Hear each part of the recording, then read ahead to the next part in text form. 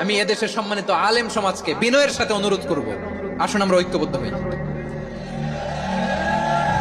আজকের এই পেকুয়ার ঐতিহাসিক তাফসীরুল কোরআনের প্রোগ্রাম থেকে আমি সম্মানিত আমার মাথার তাজ ওলামাদেরকে জাতীয় ঐক্যের আহ্বান জানাই। সম্মানিত উলামায়ে কেরাম, আল্লাহর তাওহীদের দিকে ডাক দেন, আল্লাহর দেওয়া ব্যবস্থা গ্রহণ করার তাৎপর্য বুঝান। আপনারা দয়া করে এক ফেরকার বিরুদ্ধে ছোট্টখাট্ট মাসলা মাসাইলগত বিরোধ নিয়ে, সামান্য আকীদাগত বিরোধ নিয়ে এক গোষ্ঠী আরেক গোষ্ঠীর বিরুদ্ধে বাহাস বিতর্ক না করে ধর্মপ্রাণ মানুষের সামনে ইসলামের সুমহান আদর্শ তুলে ধরুন, মানুষকে বুঝান। আল্লাহ দেওয়া কোরআনের আইন না মানলে মানুষের ঈমান থাকে না।